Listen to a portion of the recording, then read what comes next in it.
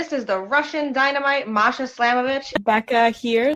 This is not America's sweetheart, Davian. It's Billy Starks. And the super fly guy, Trayvon Jordan. This is the fly side flyer, Jalen Brandon. Hardcore Princess, Jules Malone. Hi there, this is the Bubblegum Princess, Alexia Nicole. This is the Brazilian Wonder Woman, Christy James. This is the baddest black belt, Chennai Kai. This is Kid Bandit. The smash hit Joel Bateman. This is Robin Renegade. Cody Hawk. Brutal Bob Evans. And you are listening to Wrestling with Entertainment, one of my favorite podcasts in the whole wide world. This is Benny Bacchus out of Copenhagen. There's no time like party time, and you're listening to Wrestling with Entertainment. Hello, and welcome to the show. It's Wrestling with Entertainment, the only audio experience on the web today, the trusted choice for interviewing all your favorite wrestlers every Tuesday and Wednesday on YouTube and Castbox, sponsored by Rogue Energy and Player One Coffee. I'm, of course, your host, James J., and it's a great day for wrestling, because we are wrestling with Benny Bacchus. Hello, Benny. Can you hear me? You're fading out a little bit once in a while. How are you today, Benny? I am doing great as always. Thank you so much for asking. Absolutely. And when is the next party, event-wise? The next party will be the 18th of October, where I will fare up a little bit up north to Sweden, where I will have a unbeknownst match as far as now, but I'm sure it'll clear up in a second. And after that, just to let you know, after that we will probably have the biggest show of the year, the biggest show maybe of forever on Danish soil on the 25th of October at the very, very, very, very charismatic Amabio.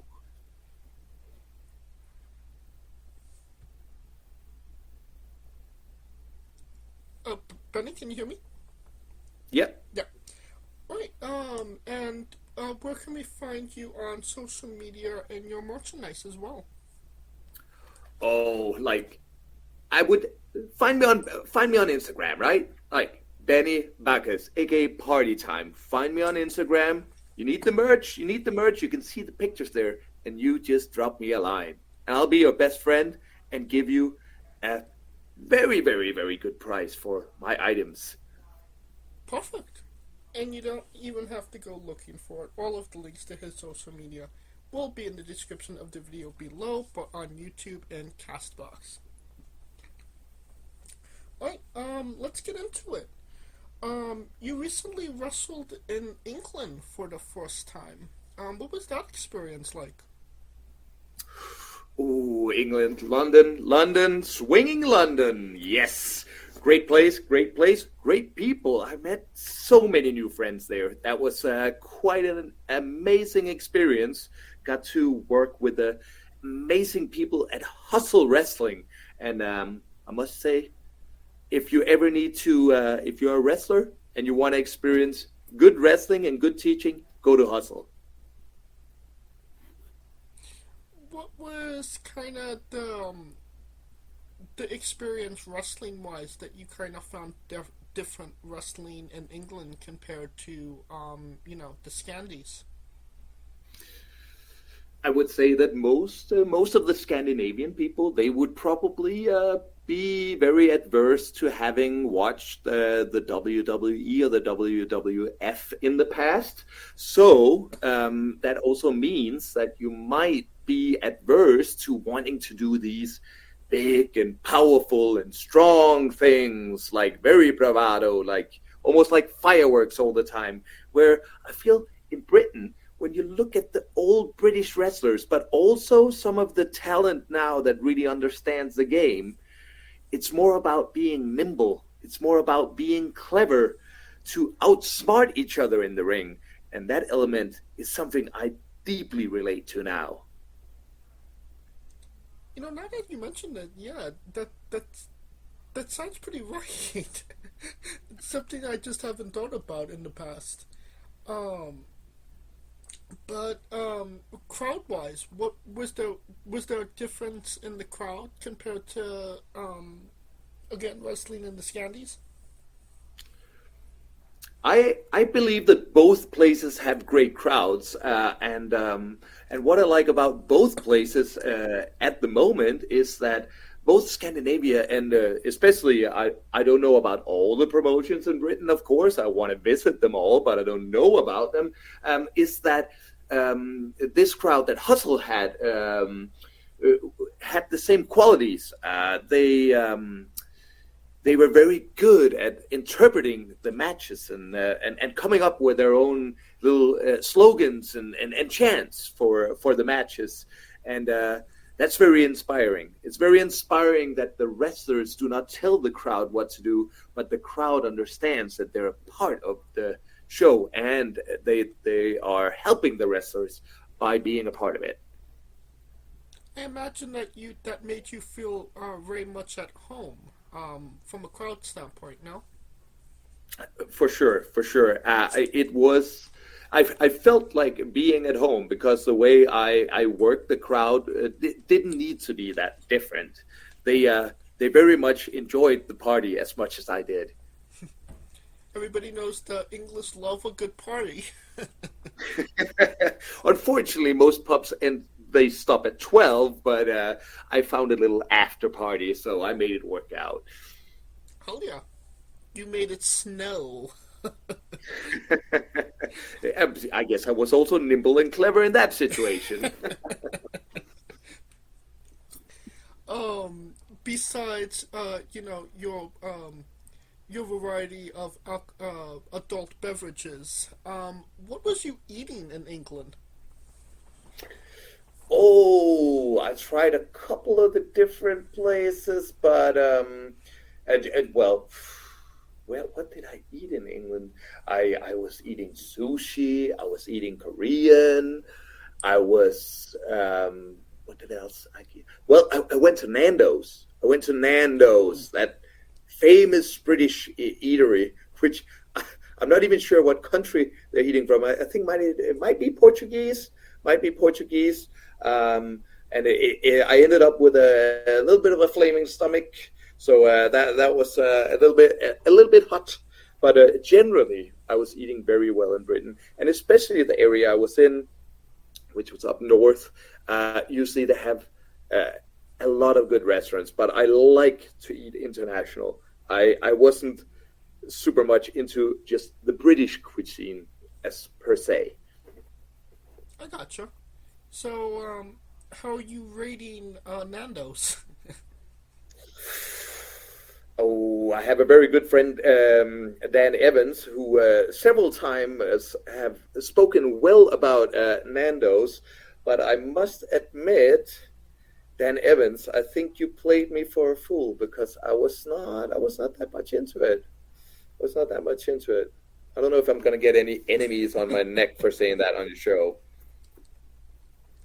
Well, I mean, having interviewed, having interviewed a lot of wrestlers from England, it's kind of divided on Nando's. It could go 50-50. Some people say it's great, some people say it's overrated. So, I mean, depending on what camp you're in, you're very much accepted. Okay. I could almost see this being a wrestling card. Team Nando's versus Team Not Nando's. Could that be? Nando's. Is that an option? Like a 5 versus 5? Oh, you could have a Team Nando's versus Team KFC. True. I could see it happen. I'm not sure if I would go for KFC either, but between the two of them, KFC for sure. Let's go with that. I'll do the chicken there. There you go. If any UK promoters are listening, book the damn match. Nando Deathmatch. Nando Deathmatch. Keeping on the topic of food, in a different variety, or however you want to view this. Can you tell us about the four-way ladder match you had, where the content of the thing that you had to win was somewhat high, should I say? Well, there was 20 grams of the Swedish green sativa hanging above us on the ladder that we were setting up. But this was a match in Warsaw, Poland, which by chance was on the 20th of April last year. So the date fits as well. Right. And it was a very interesting match because in some sense I felt we were only really two people who wanted the bag, and the rest of the people just wanted to win, which kind of defeated the purpose, because of course you both want to win and you want to do something with the bag, right? You want to put it in a cake, you want to put it in a pipe, something like that, right? You want to do something with the bag, or the contents of the bag, that is. This was my debut in Poland. I haven't been to Poland before, and I had a match against the Goblin before, once in Malmö. No, wait, that wasn't Malmö. It was in Stockholm, where in some weird way I had been out too long the night before, and I was having some weird visions, and he ate a big banana I brought to the match, which really scared the hell out of me. So I basically went bonkers and beat him up. So I guess he was inviting me to Poland to get his revenge, but I kind of couldn't really return the favor, because he also invited me, right? So in that very moment, there was of course, a lot of stuff going on, because that's a four-way ladder match, right? A lot of crazy stuff going on. But I had the chance to win. I was on the top of that ladder, and I was like, oh, I'm getting it. But then he was getting tortured, basically tortured on a table underneath. And because he invited me, and because I like the Goblin, I had to use my flying fist of fun on the guy torturing him from the top of the ladder. So that was my chance. I kind of blew it. I could have won it, but it ended up being Goblin winning the match, and he brought down the bag and he said, I'm going to share it with you. So I might have lost the match, but I made a friend. I mean, that's a good trade-off, right? It's a good trade-off. Oh, for sure. And shout out to Goblin, friend of the show, fantastic human being as well. I love the Goblin. My little green Goblin. The other thing that happened in that match, I believe it was that match, was you got onto Botchamania, no? That is true. I'm not sure about the specific rules, but apparently I touched the bag in the wrong way, and this was not legal. I think it might have been because I touched it, it fell, and I didn't get to grab it, so we had to reset it. And I was very sad, because for a short time I thought I won it. I thought I had it. But the ref was very, very adamant, very strict ref, and I can see it in the clips afterwards. I did not take the bag in the right way, and I admit it. I was a bad wrestler for a very, very short time that day, but I think that I made my comeuppance later in the match. But I will say that, excuse me, if you're gonna botch, at least if you get on Botchamania, it's a decent trade-off. It's a decent trade-off, Also, one of my big adversaries at the moment, I don't know if you know the wrestler called Stanislaw. He is also a Polish guy. He was very proud about being on Botchamania, which was the very same Botchamania, until he found out that Benny Bacchus was also on the same Botchamania, but he had a longer run time. And I think that really, really pissed him off, which led to another amazing feud that we had, which ended up in a fan spring, the Christmas present death match we had up in Stockholm. None of us died, so it didn't become much of a death match, but we did hit each other with a lot of Christmas presents, which was a culmination of me being longer on Botchamania than Stanislaw was. And what did it kind of mean to you to be on Botchamania? And when did you find out that you were on Botchamania? Oh, I think somebody revealed it to me. You know, some of the fans. I don't know if it was wrestling fans or it was Benny Bacchus fans, but they had seen it and they sent it to me, and I was like, hot damn! I made it. I made it big on the internet. I went to see it. Of course, it stings a little bit. Being on Botchamania, because it's like it means that something didn't go according to plan. But at the same time, it's a little bit of a badge of honor, because who of all the big stars, who of all the cool wrestlers in the world haven't been on Botchamania?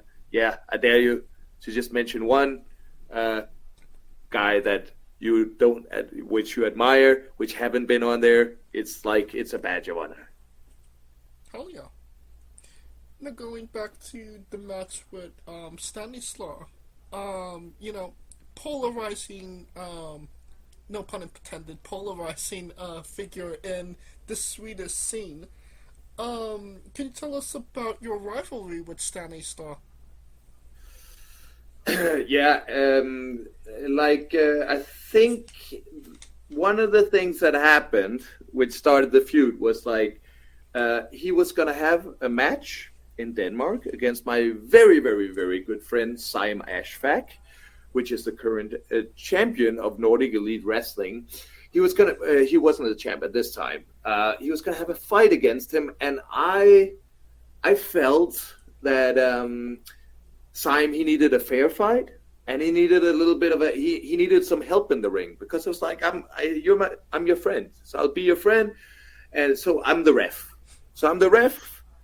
And in this match, I think that Stanislaw, he is very brutish, he's very smelly, he's very loud. I'm not liking it, so and I got other things to do. I had somebody called me on the phone, and I had some popcorn and chewing gum to eat and stuff like that. So maybe I wasn't that awake all the time when Stanislaw did his pins, and he got very angry with me in the ring. Which, of course, I'm the ref. You paid the respect to the ref, right? Of course. So and he kept insisting that I counted too slow and blah blah blah. So okay, I'll do better next time. Blah blah blah. And when Simon then pinned Stanislaw, I counted very fast, 1, 2, 3, because I was asked to do it. But that was apparently also a problem for Stanislaw, and now he wanted to fight me. And this is where it started. So I was the ref. I was being very, very fair, maybe a little slower than normal, but I'm not used to being a ref. I'm not perfect, but I was doing a good job for my good friend, and Stanislaw, he can't treat the ref that way. That's just the way it is.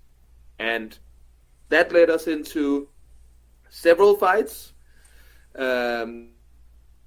against Stanislaw and Axel Steele with my tag team, Party of Power, at the biggest show that ever. I am claiming this is the highest attended show in Scandinavian history. It was at least 5,000 people which attended Roskilde Festival. We had a match there. Fortunately, we also won that because it would have been a shame if I didn't win in my own home country. And the match, not the match, but the feud with Stanislaw also continued across borders. It continued both in Sweden and Denmark, where we had several matches, which culminated in this Christmas match at this There Will Be Blood 3 in Stockholm. What was the wildest thing that happened in that Christmas present? Fans bring the Christmas presents match. Are you talking about what happened to me or what happened to Stanislaw? I would say Stani. Okay, great. So up there, apparently the Swedish people didn't like me so much. They don't want the party. I don't know what Stanislav had been telling the Swedish wrestling fans up there, but I felt a little bit unwelcome. So at one time I found one of the packages, but normally we would unwrap the package and use whatever content would be as a weapon on them. But I felt like I need to work fast, and I hit him with a big package, and the Christmas lights fly out of the package out into the audience. But of course, I'm very, very safe. Nobody gets hurt or anything. But I use these Christmas lights to put on Stanislaw. I tied his hands up, and I put him in the middle of the ring, and I did a big frog splash right on Stanislaw, tied up in the middle of the ring. I like that. He deserved that at that time. I'm pretty sure he deserved that. Well, kind of going back to the festival that you mentioned, 5,000 people. What did that kind of mean to you, considering, wrestling is still kind of getting off the ground in the Scandies? So what was that moment like? So the festival which it happened at, that's the biggest festival in the northern hemisphere. It has over the course of close to a week, it has 90,000 attendants, and it's got I think close to 30,000 volunteers. So you actually have a sum of 120,000 people, and they usually start the music on the Wednesday, and they then go on till the Saturday. But what often happens is that people they already show up there on the Saturday before. So you have a whole week where you can camp and be with your friends, hang out, you can get wasted, you can be crazy. But there isn't a whole lot to do in those first days. So when we got offered to do a show there in the warm-up days, it was a given. Of course it was a given, because all these kids are down there and they're living in their tents, they're hanging out, they're making out, they're doing what young people do, right? They're being crazy, they're having a good party time, but they're missing something, right? They need a little bit of entertainment. They want something wild. And at the same time, the location was perfect. It was a big boarded stage, and then you had 3 hills around it, so you could have almost this stadium setting outside. And we put in a lot of work to make it all work out, and that show was crazy. And just to put it in perspective, this is a dream of all the people who done wrestling in Denmark. This is always what people wanted to do. This festival was the highest goal out there, right? It was one of the highest goals out there, and everybody always, a lot of people, I'm sure they tried to get in before, but it was always it's not going to happen. It's not going to happen. It's not going to happen. But in 2024, it actually happened. The signs were right, the wind was right, the right wrestlers were around, the right interest was there, the right audience was there, and that made it happen. And it still feels like once in a lifetime now, but who knows? With the right work, with the right interest, it might happen again. It was definitely a very aesthetically pleasing view. You know, those mountains with all those people on them. Being in that environment, was that a moment that you kind of take in the moment, or is it something that sits in afterwards, like, wow, that happened? No, we definitely took it in. Like, let's put it this way. Me and my tag team partner, we're backstage, we're getting ready. We're even feeling the first match that goes out out there, right? Two great wrestlers from Denmark, Emilian Lewis and Tomasz. They, even on the first lockup, people pop. People go, they cheer for the first pop-up. They cheer for the first arm drag, like the simplest things that we all take for given. Oh, we all seen it before. We know that it happens in a match, right? We know what happens in a match. But even that excitement for just some kind of action, that was amazing. And to be honest, like, if I get scared of going out there, that's my fuel. I love it. I love getting scared. Well, let's talk about your tag team partner in the Party of Power, Viggan Thunderbolt. Tell us about your relationship with the guy. AKA Flex Powers as well. Like, he has two monikers now. He has multiple. Yeah. He has more than two. He's a well-versed man. Yes. He's a well-versed man. But I just wanted to use the right moniker for this one.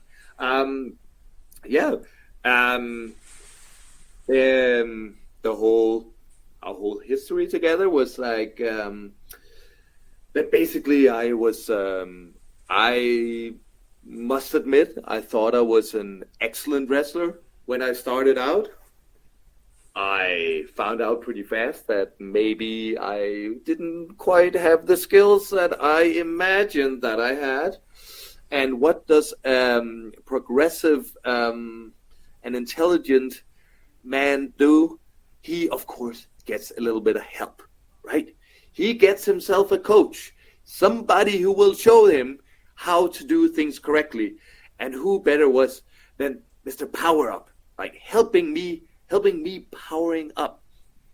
And this led us across a very, very interesting journey.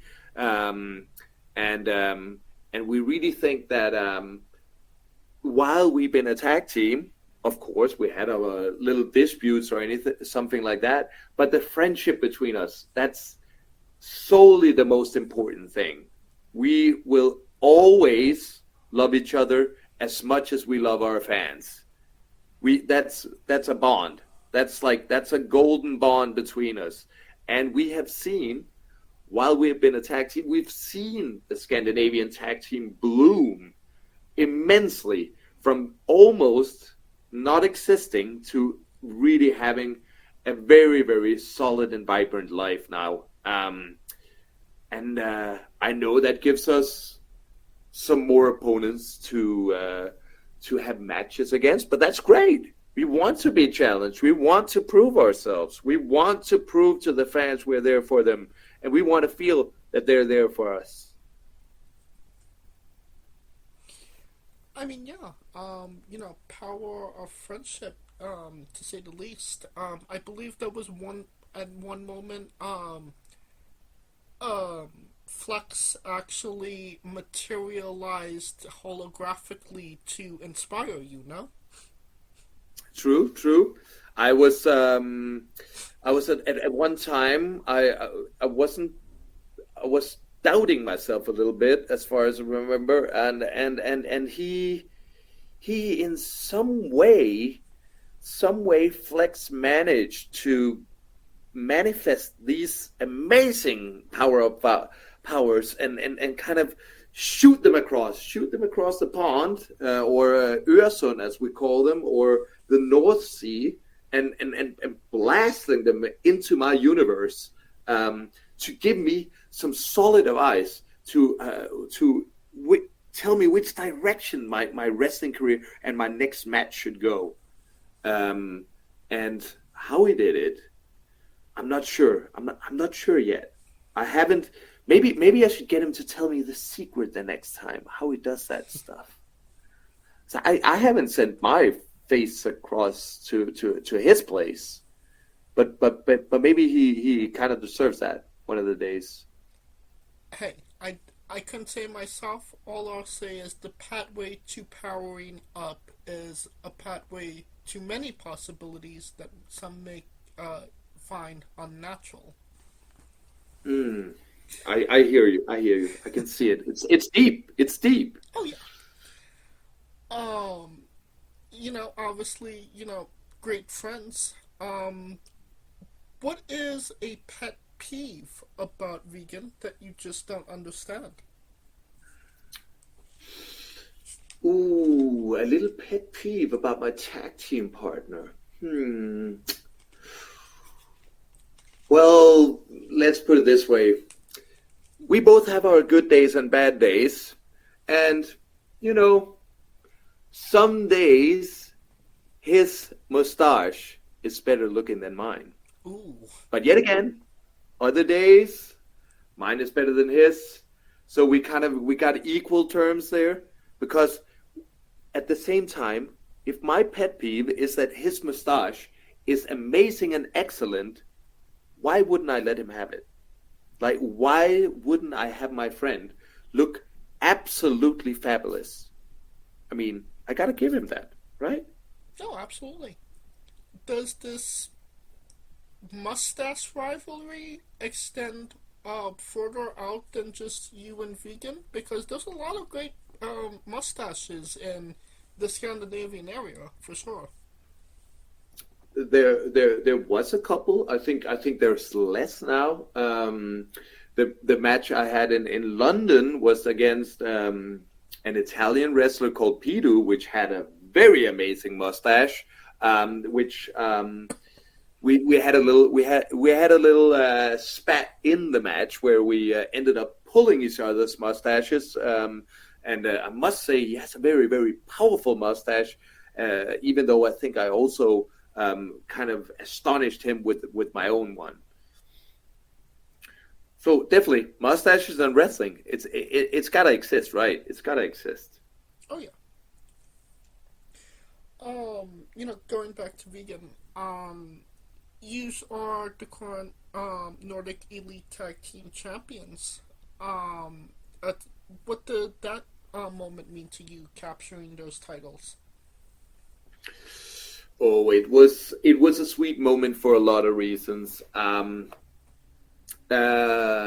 First off, it was at the biggest show that have ever been for paying customers ever in Denmark. The biggest ticket selling show with over 1,000 tickets sold, which was a crazy experience being around so many people, especially when, like, now we compared it to Roskilde before, but this is at the same time, this is an indoor event. You can probably imagine how the sound and the chants would bounce off the walls. Eruption. And pure eruption. So such a special moment to be around 1,000 of our fans at that night. It was very amazing moment, but also the way that it all happened, because we the belts they were, I don't want to be too dramatic, but they were kind of held hostage by the Merseyside Murder Squad, which was a tag team that gave the Danish scene a lot of grief. Like they were definitely some bad mothers. But fortunately, along with taking the belts, we also dismantled a little bit of this evil, grim tag team, because we had a follow-up match afterwards. As you know, often that you get to challenge again for the belts if you lose them. But our little stipulation for that follow-up match to where we won the belts, our first defense was that if they lost, they had to break up their tag team. And to be honest, I've been following Bo Scott Oberman. He's doing great stuff with Atomic Wrestling. And Dan Evans, he's been doing great stuff with Wrestle Island. And I really think those two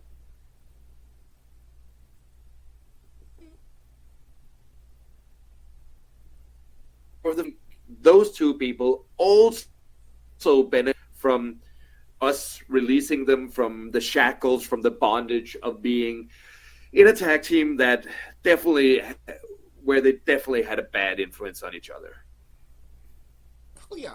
So you got you eliminated a bad part of tag team wrestling, and you actually helped the two individuals, kind of shine as well. So I definitely think we did a good thing right there. And let's see in the future, of course, they didn't send a thank you letter yet or anything like that. But if we meet them in the future, I'm very curious. I'm very curious how they feel. I will definitely delve into that. Oh yeah, maybe you'll get a thank you, Benny. Maybe. The tag team championships are not your first title. You've actually held the Stockholm Wrestling Championship, a prestigious championship, held by Frank Anderson and A1 Sami Zayn. So what did it mean to you to hold that title? Well, it was this was a Stockholm City Championship, and I as I told you before, it seems like Stanislaw have been spreading some bad rumors about me up there. I came there with my best intention, my best party attitude, but the fans didn't seem to be there for me. Like they definitely didn't like me, and I think it's very unfair that just because I come out of Copenhagen, that the Swedes don't like me. So I had a match against Aussie Miller up there. Nice enough guy, but it's like, if you treat me bad, of course I want to perform and prove myself. So we had a table match, and I had to throw him through the table, right? So I could rightfully take the belt, and I could maybe also teach the Swedish people a little bit of a lesson. So I was like, okay, if you don't like me, maybe I'm gonna remove the belt a little bit, because it's like they were playing with stuff they didn't deserve. So I took the belt home. I renamed the belt the Copenhagen Championship belt, and it's like, I felt that time it was a better deal. It was a better deal for the belt. It meant more. It got more important. It got a little bit of international recognition, and generally just it looked much better after I kind of painted a little on it and made it my own. And unfortunately, I lost it to Stanislaw in Stockholm again. I wasn't meant to go. I was actually a little bit sick then. I didn't want to go up there at all. And also my hamster died, and I lost my keys to my apartment, and my bike I had a flat tire, so I couldn't really go to Stockholm, but somebody came and picked me up and put me up there anyway, and then I lost the belt. Sounds like it was just a chain of bad events that happened getting to that to that match. Yeah, it was a good time up to that, but that one day, there was like, I had a great time otherwise before it, and the belt, I loved the belt loved me, but one accident seldomly comes alone, and I had 100 bad occurrences happening in one day, and I'm over it. I'm over Stanislaw, but it was a good time before it. But that day was definitely a day of grief, a sadness, and I still miss that belt. I still miss that strap. I'll say it here. Does that mean Benny might be going for singles gold sooner rather than later? I don't know. At the same time, it's like an ex. It's like an ex. It felt good while I have them. Now a lot of other people put their fingers on that championship, and I'm not sure it would be the same again. So I'll leave that up to the bookers up there, right? Are they giving me a lucrative enough deal? Will I get to have the belt a little bit longer? Like maybe, okay, you can only challenge for it once a year or something like that. I think maybe that could be a good deal for Benny. And of course, it's like I have to veto the opponents when I have the belt and stuff like that. I think if we can cut a deal like that, I'm open to trying to win it back. Okay. For the people at Stockholm, you know the man's conditions. They're fair. They're very, very fair. Remember, I'm a previous champion, so it's very, very fair. Yes. I think it's time for Benny's Bizarre Adventure. You're a pro wrestler that goes up and down the roads, and weird, crazy, and bizarre things are bound to happen. Can you tell us a road story that fits that description? A road story of something crazy. I'm not often in cars. I'll be honest. What happened to crazy stuff? I mean, I live the crazy stuff for every day. I live it every day.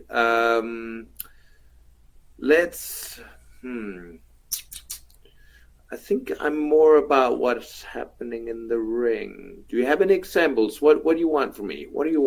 How crazy is it supposed to be? As crazy as you can get. We've had some really weird and bizarre things happen on the show. Not on the show, but explained on the show. I mean, they could be explicit if you'd like. I mean, no holds barred. Whether it was, it happened going to an event, it was at the event itself, or just a weird occurrence in your everyday life that had nothing to do with pro wrestling. Yeah, I mean, funny events that happened in Benny's life. I could say I'm a two-time contestant in the Danish Mullet Championship. Unfortunately, I haven't been able to capture gold there, but last year I got the second place in the National Mullet Championships. That's a thing that happened. Then I have been very surprised and also a little bit scared about, like, sometimes the female attention that Benny gets, that I get when I'm out wrestling.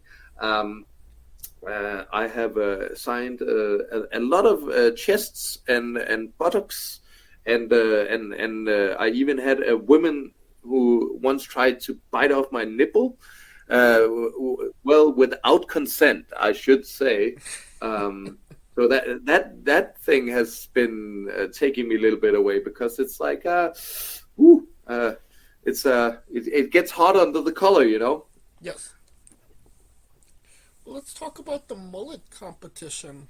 I mean, obviously you're rocking a great mullet yourself. What goes into competing? So of course, you will have done your hair. You will have had respect for the mullet, and you will have prepared it as well as you can, like newly cut, a lot of the right ingredients and creams and whatever to make it look really good on the day. A lot of people, it's usually what happens is you go 2 rounds. So in the first heat, you will have a lot of people, and you're supposed to impress the 3 judges. They judge your mullet and your performance from 1 till 5. The mullet, of course, needs to be great, but the mullet doesn't carry everything. It's also about your performance, and you usually get a music track, which is about a minute or a minute and a half. And the judges, the people with the highest scores, and in most cases it will be a lot of 15s, so they got 5 from each of the refs, will go on to the final, where you can pick a new track and you can do a new performance. So that means you can change your gear and get new gear on and stuff like that. And after that, it's down to the judges who becomes number 3, 2, and 1.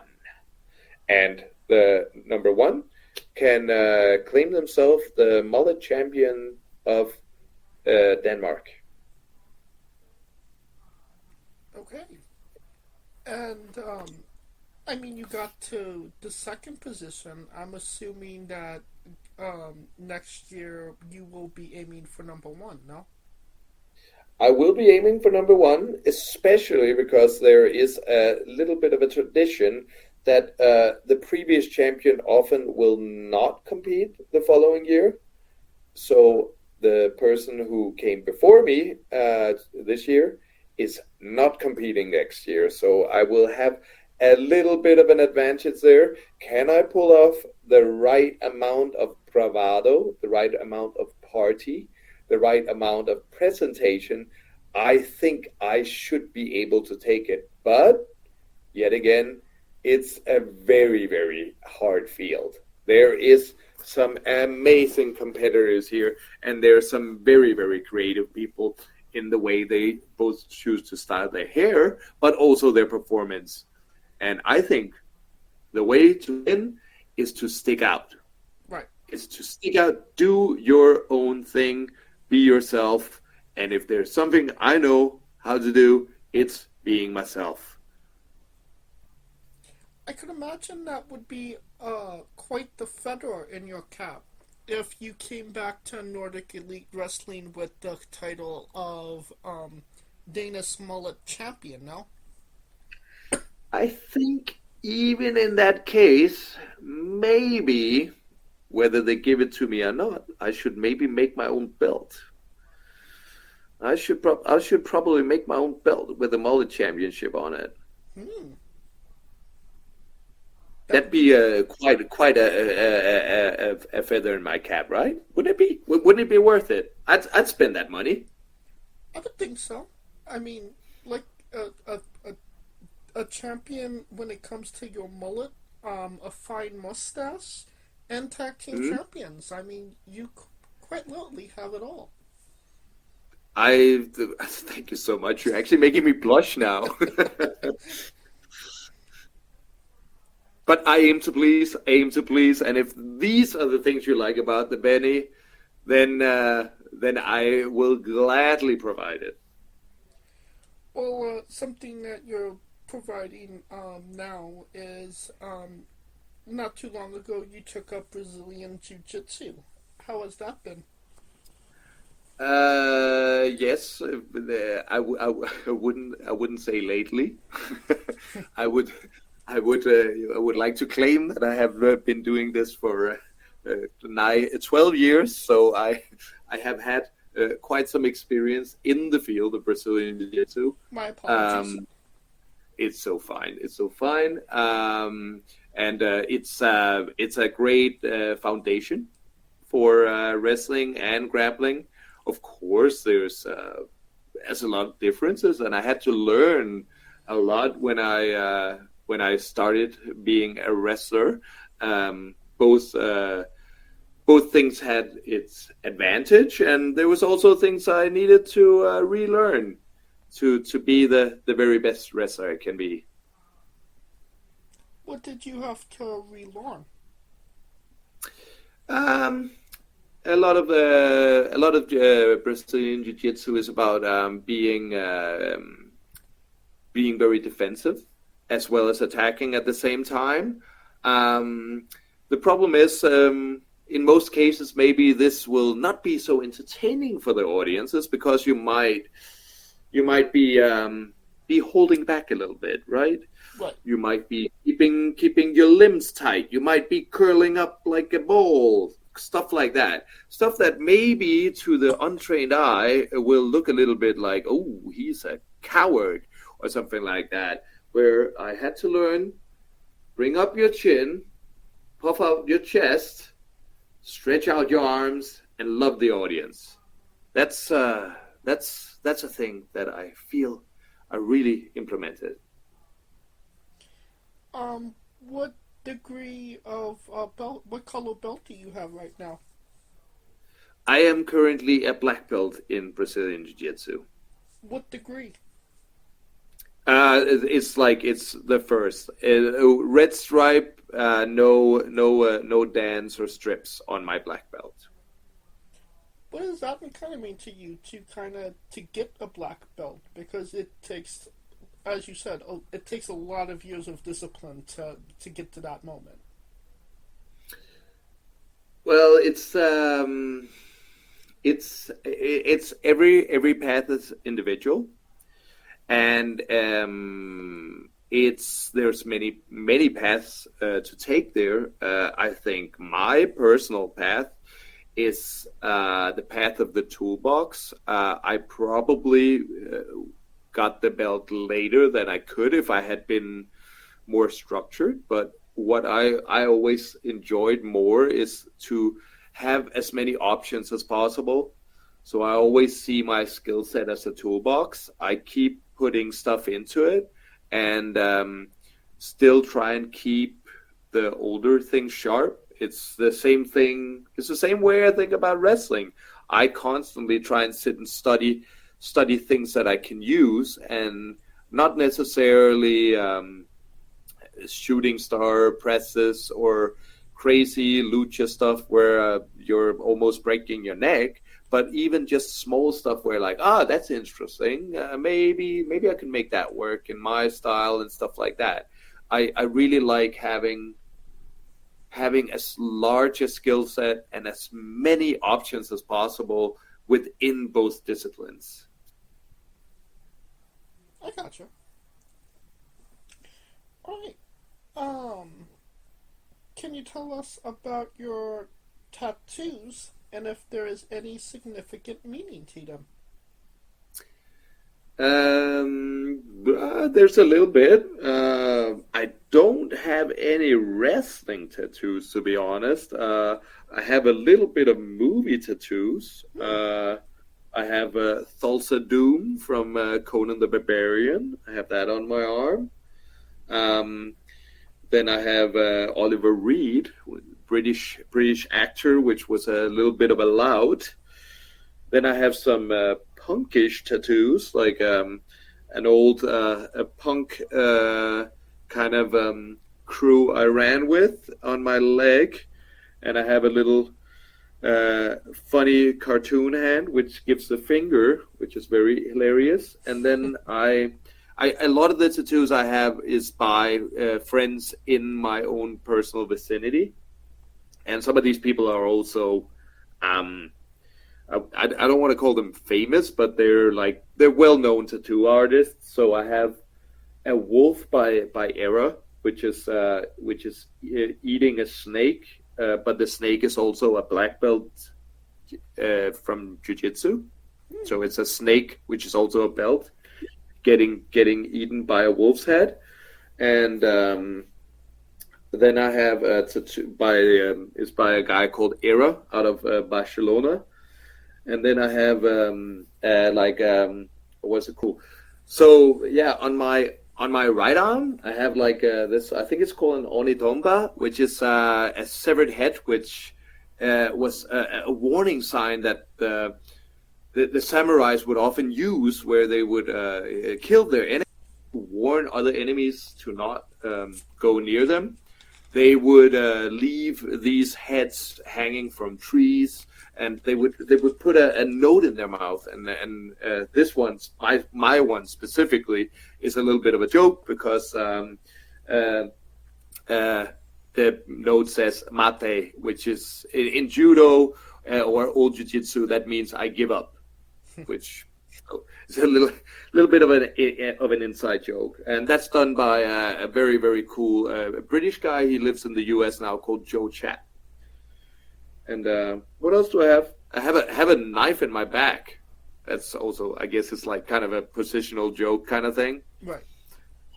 Yeah. So to be honest, like I don't have tattoos that are like important to me for like emotional reasons, I guess. For me, it's more okay. I know this guy. Let's get a cool tattoo because you have a cool style of doing it. Let's see what we can do together. Be creative, that kind of thing. Is there any plans for new tattoos? Not at the current moment. I had some ideas floating around, but also I'm not sure. I was thinking about getting an OCP tattoo, which was like, you ever seen RoboCop? Yes. Yeah, like that evil corporation thing. I was thinking about getting that one. I always thought that logo looked kind of amazing, but I don't know. It's just a maybe. It's not a big important thing anyway. To be honest, I would much rather find a friend where it's like, oh, this friend has never tattooed me, and then go to them and be like, hey, I like your style. Shouldn't we do something fun together? And then get them to do something. It's like that idea is better for me, because it also means when you come to somebody who does something creative and you ask them to be creative, you're going to get the best out of them, instead of coming with, I want something very specific, if you understand what I mean, especially if it's something from pop culture or something. Then you're basically just asking them to reinterpret something else, where I feel often people are stronger if they do stuff in their own style. I very much understand what you mean by that. Yeah. I think it's time for the colossal question. Let's say that they're making a movie about you. Every movie has a soundtrack. What would be the first 3 songs on your movie soundtrack? Oy, what a big one! Let's go with the first apparent one. Me and Flex Powers, aka Viggan Thunderbolt's theme song for Party of Power. That would be "You Gotta Fight, Right to Fight for Your Party" with Beastie Boys. That would definitely be one. Then let's put Eddie Murphy with Party All the Time. And let's put the last one, B-52s with Love Shack. Okay. That's a solid 3 good party songs, right? Yes. You want to party to all of those songs. And definitely a solid 3 picks, to say the least. Now that we have the soundtrack down, everybody knows you get the soundtrack first. Then you write the script, and then you go to casting. Who plays Benny? And you can't say yourself because you are legally obligated to make a Stan Lee-esque cameo. Of course, yeah, and no double roles, no like heavy makeup just for the second part. No, okay, I get you. Bum. Oi. What's he called again? The Wilson guy. Owen Wilson. The Wilson guy. Yeah, let's go with him. Owen Wilson. That sounds like a fantastic casting choice.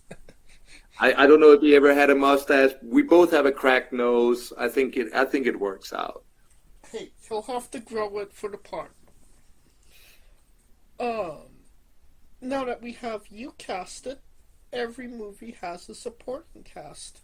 Who would be 3 people significant to you and your story that would be in your movie, and who would play them? Oy, oy, oy. Okay, so we gotta put Flex Powers, aka Viggan Thunderbolt, in it. We need a strong guy. We need somebody with muscles. Oh, you think we could get like Rick Books Yes. to play his role? Like what's he called, Buchenheimer or something like that? I don't know what his name is now, but Rick Boogs from WWE. Yes, we. Yeah, exactly. That'll be Flex. He could do. Oh wait. I recant. For the role of Flex Powers, aka Viggan Thunderbolt, we need Dalton Castle. Okay, I could definitely see that as well. Yeah, he can act. He can act his pants off. I know it. Then we need other important characters. Yes. Does it need to be adversaries, or are these my companions? Are they my friendship circle? Any way you want to answer the question. Okay. Who do we need? Funny guys, bro. We gotta put. Okay, let's put Stanislaw in because he's a bad guy. Well, not Stanislaw is not playing anybody, but we need somebody to play Stanislaw. Yes. For the role of Stanislaw, I'm gonna announce it's gonna be Jack Black. Perfect. Jack Black. Okay. And then we need the last one. Is there a love interest, or is there? Oh, I mean, we did a lot of matches with Sim Ashfaq. So I think, and he is the current champions at Nordic Elite Wrestling. So maybe for Sim Ashfaq, he's a big guy. Let's put it this way. We often said it before, but maybe we get DJ Khaled to play Sim Ashfaq in this movie. So does that line up? Owen Wilson, Dalton Castle, Jack Black, and DJ Khaled. It's sounding like a fantastic cast and a fantastic movie as well. It can't go wrong. Oh yeah. And it's definitely sounding like a blockbuster, to say the least. And you could pre-order the tickets now. On to a controversial subject. Pineapple on pizza. What's your stance? I think it's fine. I think that also you have to consider why it works on a pizza, and it's because cheese goes with everything. And since the cheese is often underneath the pineapple, it's okay. Also, pineapple on hot things, like pineapples in a burger, it's not that bad. Getting that little bit of sweetness to join with your meat and your cheese, it's not a bad thing. Okay, so pro pineapple. Pro pineapple. We are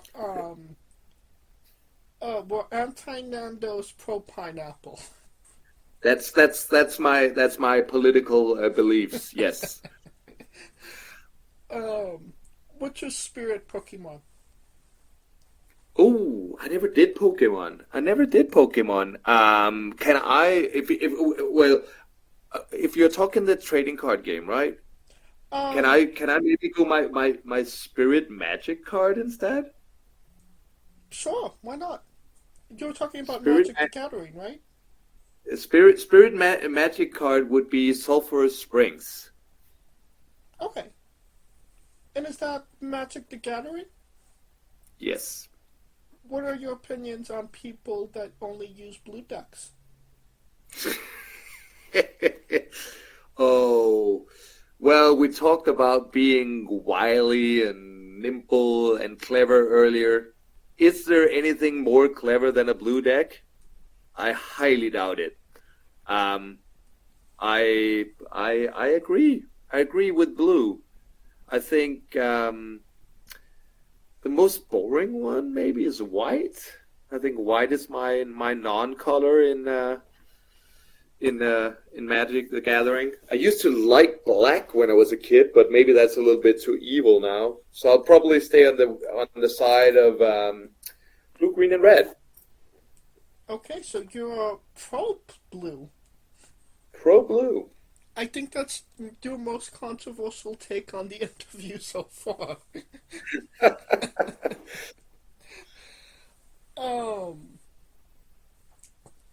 We love the late great Tracy Smothers on the show. Do you know the acronym for Thug? THUG. No, I do not. Please inform me. T is for terrible, H is for hell, U is for ugly, and G is for jail, because a dog can't spell. I like that. Yes. It's a little bit of a rhythm to it as well, right? A little bit of rhythm there. Oh, yeah. There's an artist at work. We love the late great Tracy Smothers, trying to keep the memory alive on the show. Weirdest question you'll be asked on a wrestling interview, hopefully. Would you ever consider wrestling a Rock? Not Dwayne Johnson, not the country, an actual physical Rock. Well, we could try and recreate the legend of Sisyphus, right?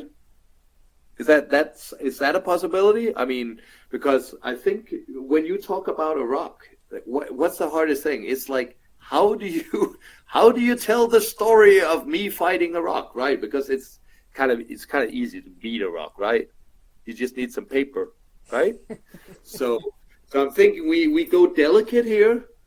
I talk a little bit to the rock about how we can set this up, and maybe we do this Sisyphus thing where I try to keep getting it out of the ropes, getting it over the top rope. That's gotta be the stipulation right there, and it keeps rolling over me. And that's like I think that's maybe the story of the match. Hey, so consideration, yes, I already see all the possibilities. Oh yeah, it seems like you already have the match figured out. And I am not scared. I will say this, Benny Bacchus will. I'll go on record saying this. I am not afraid of minerals. Just for context, there's a wrestler named Psycho Mike that indeed wrestled a Rock for over 15 minutes in a Tungsten Man match. That's an Iron Man match that lasts for 2 weeks. That sounds like Psycho Mike. I've seen Psycho Mike. I think I'm in love with Psycho Mike. He doesn't know that, but I feel the love his way straight away, and he's a spirit animal as well. I'm inspired by the man, the myth, the legend, Psycho Mike. All right, Psycho Mike making his way to the Scandies, his famed legend of wrestling dogs and rocks. I wish he would come here. I would do a match against him in a second. I don't recall him ever coming there. I think the furthest he's been out is the UK.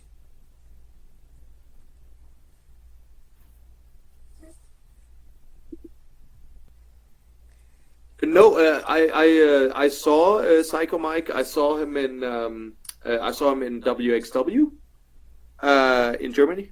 Okay, that's right. He did the 24 karat. Yes, exactly. 24 karat this year, and he was a joy. He was a joy to see perform, doing his thing. He did some body slams. Let's put it that way. Yes, hard camera. On a more serious note, where do you see yourself in 5 years? In 5 years. I'm not sure yet. Currently, I guess I'm doing between 15 and 20 matches a year at the current moment. I don't think that will be my activity in 5 years. I think in 5 years I will probably have cooled down a little bit, but I think I will also be doing a lot of other stuff with wrestling. What I'm really enjoying now at the moment, and that's why I went to London, for example. Swinging London was to just learn. I feel like we have a good community here where we share a lot of experiences and a lot of our knowledge, but I also feel like I'm getting a lot out of traveling and going to different schools, seeing different shows, just getting inspired. So I kind of hope that I'm maybe still doing that in 5 years, but it's hard to say. I think definitely in 5 years I'm actually gonna be doing fewer shows, but my skill level is gonna be somewhere different. I don't have any big dreams of pursuing living in another country or anything like that. I'm very happy with just like making the Scandi scene grow. Hell yeah.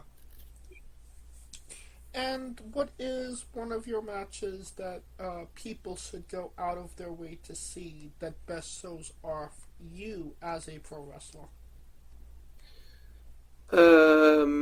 I think the tag matches are super fun. We had an excellent tag team match with Party of Power against a tag team from Britain, I think around Manchester, called Meadwagon. Two beefy guys, and we had a really fun match with them at Nordic Elite Wrestling. I think that's a good vantage point of seeing what we can do.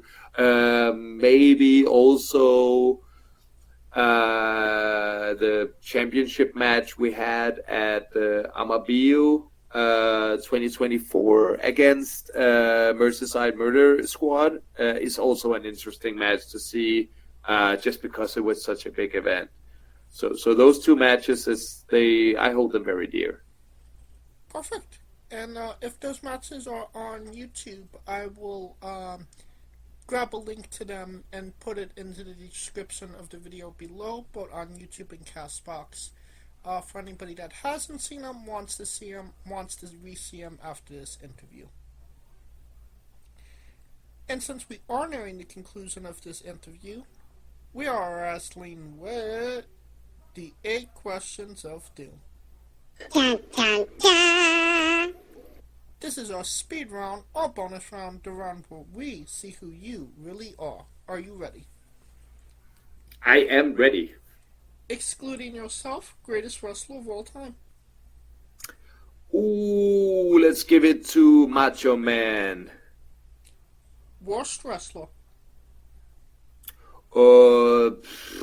Give it to Goldberg. I will accept that answer. You're main eventing WrestleMania for the World Championship. Who is your opponent? Current wrestler? Anyone. Any wrestler? Give me the Psycho Mike. Hell yeah. If you could come out to anyone's entrance music, past or present, who would it be? I would like to come out to... let's go with Kurt Henning's Mr. Perfect. That's a beautiful track. Sentence. Kayfabe is... a good thing. We would have also accepted tastes great on toast. Squash. Vegetable or fruit? A type of match. I will accept that answer. Your New Japan Pro Wrestler Tai Chi, his ring gear gets smaller every year, revealing more of himself to the world. My question, what is the appropriate Trunks, the butt cheek ratio for Ringo? Oh, I'm a very lenient type here. I'm gonna go like you can wear the sungas. I'm into the sunga size. Okay, so what is the percentage of that? Oh, what's a sunga? I think it's the like you need to cover at least two-thirds of the butt cheek, so you can leave a third out on each side. Okay. And the last question, the main event, the thing that everybody wants to know. Have you ever had a conversation with a stranger in a supermarket about Darby Allin? I I believe not, and especially not a stranger. And that's the correct answer. And that will... Can you miss that one? Did anybody ever miss that one? Oh, no. We've had some people that have had conversations about Darby Allin in a supermarket with strangers. It has happened. It's a rare occurrence. But Yeah, that's gonna. I'm saying I'm seeing it for me. There's gotta be a T-shirt involved, right?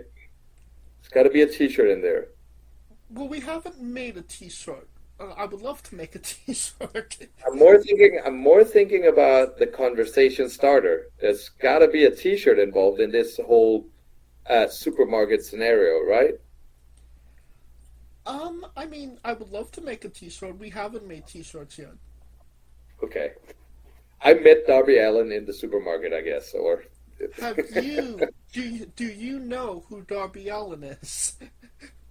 I do know who Darby Allin is. Well, that will conclude our interview. Thank you so much for coming on and doing this with me. It was a pleasure. It was an absolute pleasure, and thank you so much for having me, and also for being interested in wrestlers across the world. As you mentioned before, you know some of the people who are around me, and I think it's a beautiful thing that somebody is actually interested in what people are doing out there. And thank you for some very intriguing questions. Absolutely. I mean, the pleasure was all mine. Everybody knows I love the Scandinavian area, Stockholm, Body Slam, Nordic Elite. You know, all the companies over there. You have some great individuals. I had the pleasure of talking to a lot of them. So yes, it was definitely a long time coming to have Benny Bacchus on the show. And once again, where can we find Benny on social media and your merchandise? Primarily, you will find me on Instagram. That's where I live the most of my life. That's where you will see some beautiful pictures of me and my action in the ring. And at the same time, I got some pictures of some of the merch there. Otherwise, if you want to hear about it or see anything, just write me. Just write me a message. I'm very approachable. I want to be your friend. Whether or not there's a monetary influence between us, I'll be your friend no matter what. But write me if you need any of my beautiful merchandise. I will of course set you up with some of it. Perfect. And you don't have to type it into your Google machine. All of the links to all his social media will be in the description of the video below, but on YouTube and Castbox. Simply click the link. A new tab will appear on whatever device you are on. You have no excuse. Buy a damn shirt.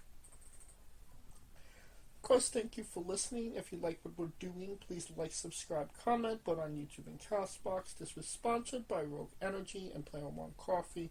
Join us next Tuesday and Wednesday for new incredible interviews, and follow the show at Wrestling with E, both on X, Thread, and Instagram, for information on who we're interviewing, when we're interviewing them, links to those interviews, and so much more.